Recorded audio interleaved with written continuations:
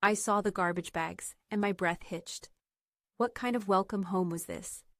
The plastic crinkled under my fingers as I ripped open the first bag. Textbooks, my clothes, my worn-out teddy bear, Mr. Snuggles, peering up at me with one button eye missing. Had they really done this? College graduation, the culmination of 4 grueling years, all-nighters fueled by instant ramen and lukewarm coffee. I envisioned the triumphant return, the proud smiles, the welcome home Edmonton banner. Instead, I got this. My life, literally trashed, on the front porch. What would you do? I stood there, the afternoon sun beating down on my back, a knot forming in my stomach that tightened with each passing second. I reached for my phone, fingers trembling as I dialed Mom. Mom? My voice wavered. What's going on? Why are my things outside? Silence, just static crackling through the speaker. Then a sigh, a long, drawn-out exhale that chilled me more than any shout ever could. Emma, we can't talk about this on the phone. Just go. Go? Go where? This was my home, where I grew up, where every corner held a memory, good and bad. But now it felt alien, hostile. Go where, Mom? Explain to me. I deserve an explanation. Just leave, Emma, please, for your own good. The line went dead. For my own good. What was she talking about? I stared at the phone, dumbfounded. Redialed. Straight to voicemail. Again. Voicemail. It was like I'd been erased. I dragged the bags inside the porch, at least out of the glaring sun. My childhood home, just 20 steps away, felt like a fortress I was barred from entering. I needed answers. But where to start? The first clue came from my younger sister, Chloe. We hadn't always seen eye to eye. Teenage angst and sibling rivalry had created a chasm between us. But blood is thicker than water, right? I found her username on a newer social media platform, Chirp, where posts disappeared after 24 hours. It was all the rage with Gen Z in 2025. I sent her a message. Chloe, it's Emma. Please tell me what's happening. Mom won't talk to me. Hours ticked by. Nothing. I started to lose hope, picturing Chloe siding with Mom and Dad, another door slamming shut in my face. Then, a single word popped up. Meet. A location tag followed. A rundown arcade on the outskirts of town. Neon city lights flashing over a deserted alley nearby. Why there? I hesitated. It felt shady, but what choice did I have? The arcade reeked of stale popcorn and desperation. Chloe was slumped against a broken Pac-Man machine, her face pale and drawn. She looked like she hadn't slept in days. What's going on, Chloe? I asked, my voice barely a whisper. She flinched, looking around nervously. You need to leave, Emma, now, before they find you. Find me? Who? What are you talking about? It's Dad. And Aunt Carol. Aunt Carol? My dad's sister. What did she have to do with this? She was always the picture of suburban perfection, the successful businesswoman, the one Mom always compared me to. Aunt Carol? What about her? Chloe lowered her voice, almost a sob. Dad, he's in trouble, financial trouble, big trouble, and Aunt Carol is helping him, covering it up. Covering what up, Chloe? Just tell me. She took a shaky breath. He lost the house, Emma. Everything. He gambled it away. And Aunt Carol, she's been forging documents, using her connections to keep the bank from foreclosing. She even used your name on some things. Student loan applications, credit cards. Everything's gone, Emma. And they're blaming you. Blaming me? My head swam. Dad? A gambler? Aunt Carol? A forger? This couldn't be real. They're saying you ran up the debt, that you were irresponsible with money, Chloe continued, tears streaming down her face. They changed the locks, Emma. They disowned you. They think if they cut you off, they can somehow fix this mess. My blood ran cold. They not only ruined their lives, they ruined mine too. And they were painting me as the villain. I felt a surge of anger, hot and blinding. How could they do this? What would you do? I grabbed Chloe's hand, gripping it tight. We're going to fix this, Chloe. Together. We'll find the proof, expose the truth. No, Emma, you can't. It's too dangerous. Aunt Carol, she's not someone you want to mess with. Just then, Chloe's phone buzzed with an anonymous message. She went pale. They know we're here. I have to go. She squeezed my hand and ran out of the arcade, disappearing into the neon-lit darkness. I stood there alone, the arcade games mocking me with their cheerful sounds. My own father and aunt had framed me and cast me out. It was time to fight back, but how could I fight someone as powerful and ruthless as Aunt Carol? My phone buzzed with a new message. This one wasn't anonymous. It was from Mom. Meet me, Old Willow Creek Bridge, midnight, alone. Could I trust her after everything? This felt like a trap. But maybe, just maybe, she had a change of heart. Maybe she wanted to help me. The Old Willow Creek Bridge was a relic from a bygone era, its rusted metal groaning in the wind. A thick fog clung to the creek below, adding to the eerie atmosphere. Mom was waiting for me at the far end, her face obscured by shadows. Emma, she said, her voice a low murmur. I'm so sorry. Sorry? Sorry for what, Mom? For throwing my life away? For believing Dad and Aunt Carol's lies? I didn't know the extent of it, Emma. I swear. Your father, he manipulated me. And Carol. She's always been able to twist him around her finger. So you're just a victim in all of this? I scoffed. You let them do this to me, Mom. You stood by and watched. She hung her head. I was scared, Emma. Scared of losing everything. The house, our reputation. And you were willing to sacrifice me to save yourselves? The anger surged again, threatening to consume me. No, Emma, that's not what I meant. I wanted to protect you from the truth. Protect me by throwing me out on the street? I didn't understand. There's more to it, Emma. Something I haven't told you. She hesitated, glancing around nervously. Aunt Carol, she's been working with some unsavory people. People who wouldn't hesitate to silence you. Silence me? What was this, some kind of mob movie? This wasn't my family. What are you talking about, Mom? Your father, his gambling debts. They weren't just to the casino. He owed money to other people, dangerous people. And Aunt Carol was involved? This was getting bigger and more dangerous than I could have imagined. They think you know something, Emma. Something about where your father hid the money. That's why they want you gone. Hidden money, Dad? This was insane. I don't know anything about any hidden money. I believe you, Emma, but they don't. And Aunt Carol, she's convinced they're right. So what am I supposed to do, Mom? Run and hide? Let them get away with this? No, Emma, I'm going to help you. I have information. Proof of everything.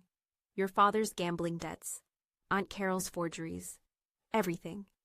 She reached into her purse and pulled out a small USB drive. This has everything you need, Emma. Take it. Expose them. But something felt wrong. Mom was acting strangely. Her eyes darted around. Her hands trembled. Was this another trap? Was she setting me up for something even worse? Why are you doing this, Mom? Why now? After all this time? She looked at me, her eyes filled with a mixture of fear and desperation.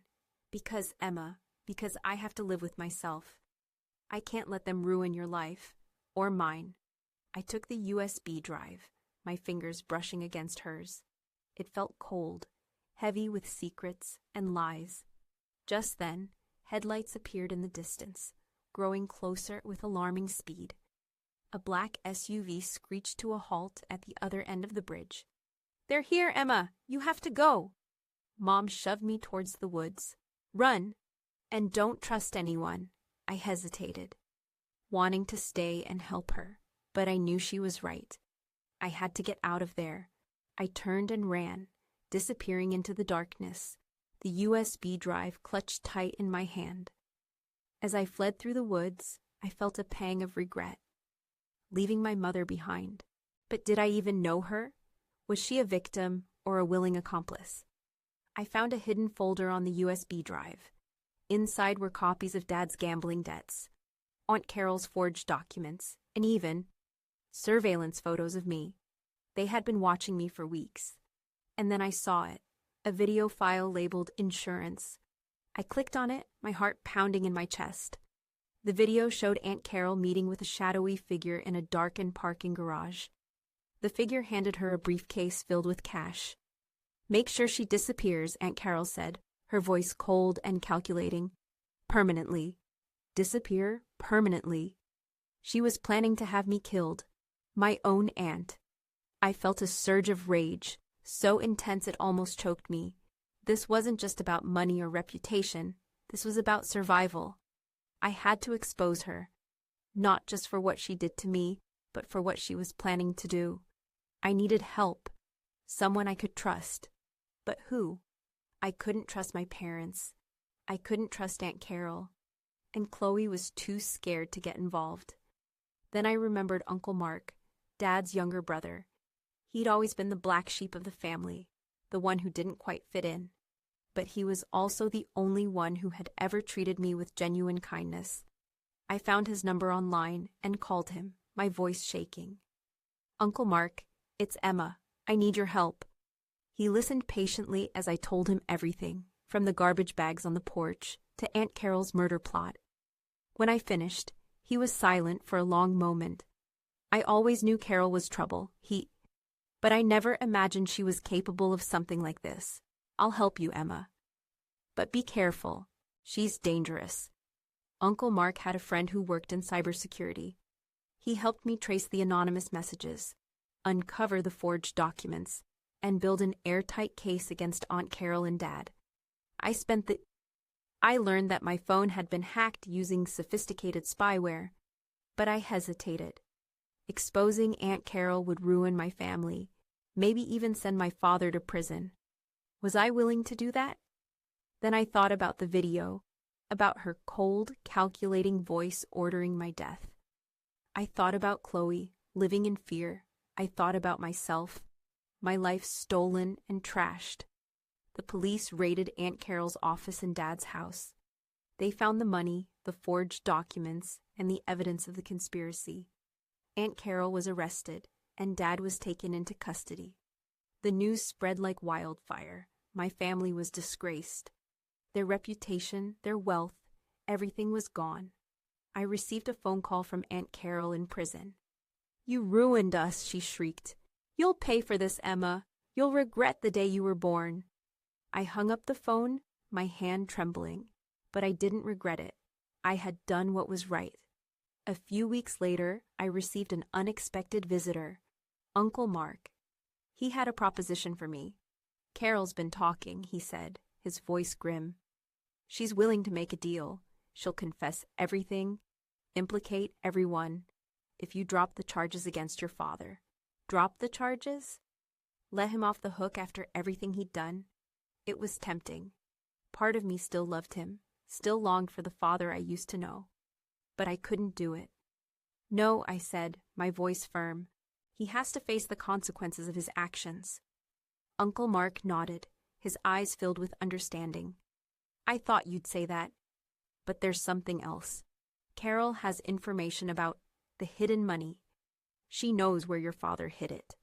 She's willing to tell you, if you agree to one condition." "What condition?" "She wants you to promise to use the money to help your family, to rebuild their lives. Use the money that they stole from me, that they almost killed me for, to help them." It was the ultimate betrayal, the ultimate test. Revenge or forgiveness. That was the choice.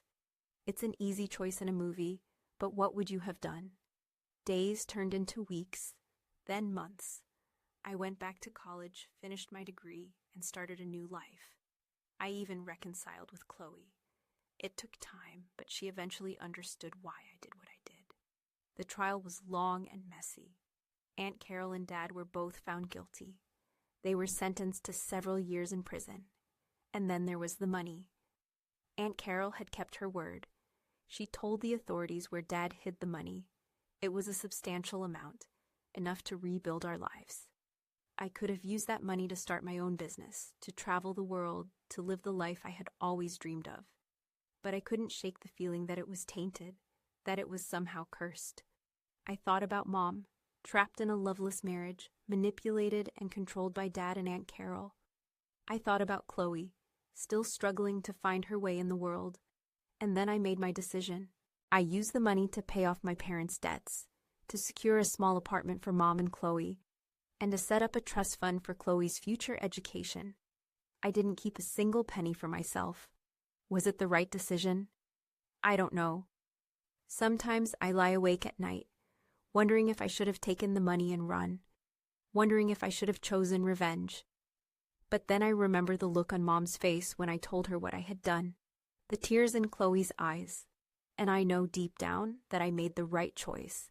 Forgiveness is not excusing what they did. Forgiveness is freeing myself from the anger, the bitterness, the hatred that threatened to consume me. And in the end, that's all that mattered.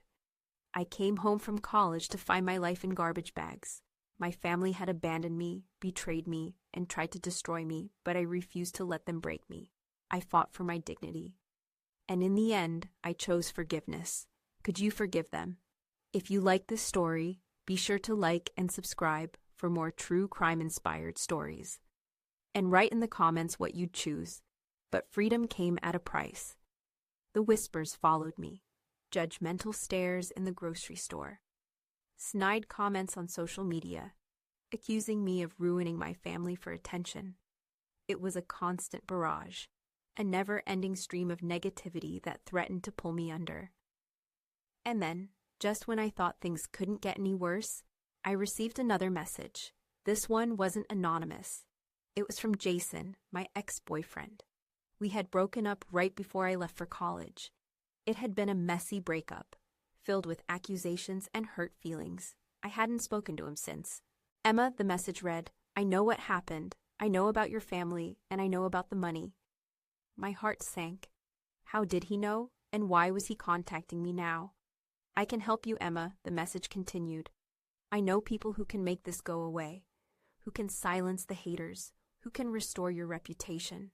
Restore my reputation? Was he serious? After everything that had happened between us, it sounded too good to be true. It was. What do you want in return, Jason? I messaged back, my fingers trembling. Just a chance, Emma, he replied. A chance to prove that I've changed. A chance to win you back. Win me back? Was that all this was about? A desperate attempt to rekindle our relationship by preying on my vulnerability? I thought back to our time together in high school. The good times, the laughter, the stolen kisses under the Friday night lights. But then I remembered the arguments, the jealousy, the controlling behavior that had ultimately driven us apart. Could people really change? Could I trust him, even for a moment? I decided to meet him. A cafe with free Wi-Fi and glass walls.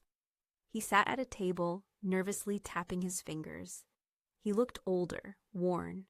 The confident swagger I remembered was gone, replaced with a hesitant awkwardness. Emma, he said, standing up to greet me. It's good to see you. Is it, Jason? I asked, my voice cold. Or are you just here to take advantage of my misfortune? He flinched. That's not fair, Emma. I want to help you. I really do. Help me? By what? Hacking into people's accounts? Spreading lies about my family? Is that how you're going to restore my reputation? He looked shocked. What? How did you know about that? I knew it. I know you hacked Chloe's account, Jason. I know you're the one who started those rumors online. Why? He hung his head. I just wanted to help you, Emma. I thought if I could discredit your family, people would believe you. I wanted to be your hero. My hero, I laughed. You're a stalker, Jason, a manipulative liar. I stood up to leave. Don't go, Emma, please. Just give me a chance to explain. There's nothing to explain, Jason. I want nothing to do with you. I walked out of the cafe, leaving him sitting there alone. I had dodged a bullet, but the experience shook me. It made me realize how vulnerable I was, how easily people could manipulate me, even with good intentions. No return address. Inside was a burner phone. I switched it on. One contact. Deep throat. Who is this? I messaged. Someone who wants to help you uncover the truth.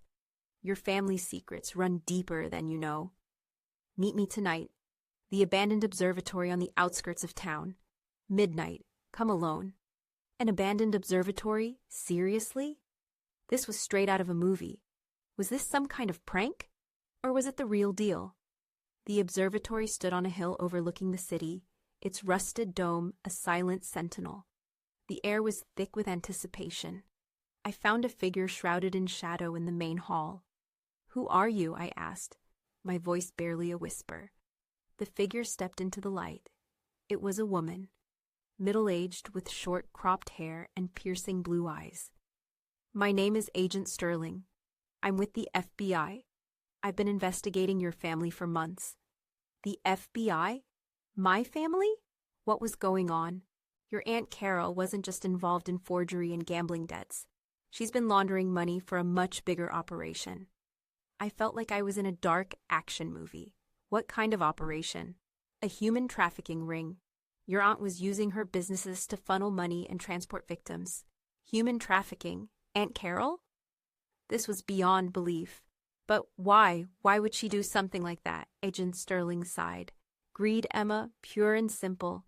She was making millions, and she was willing to do anything to protect her empire." Agent Sterling explained that the FBI had been trying to build a case against Aunt Carol for years, but they needed inside information. "We believe your father was involved too. He knew about the trafficking ring. He may have even been helping her." "My father?" I didn't want to believe it. "We need your help, Emma," Agent Sterling continued. "We need you to testify against your family, to tell the truth about what you know." Testify? Against my own family? It was a monumental decision, one that would change my life forever. If I testified, I would be putting myself in danger. Aunt Carol's associates were ruthless. They wouldn't hesitate to silence me, but if I didn't testify, I would be letting them get away with their crimes. I looked out at the city lights, twinkling in the distance. Innocent people were being exploited, their lives shattered by Aunt Carol's greed. I couldn't let that happen. I had to do something. "I'll do it," I said, my voice trembling. "I'll testify." Agent Sterling smiled. "Good, but we need to be careful. Your aunt still has people on the outside. We need to protect you. We're going to enter you into the witness protection program." Witness protection? A new identity? A new life? It was a daunting prospect.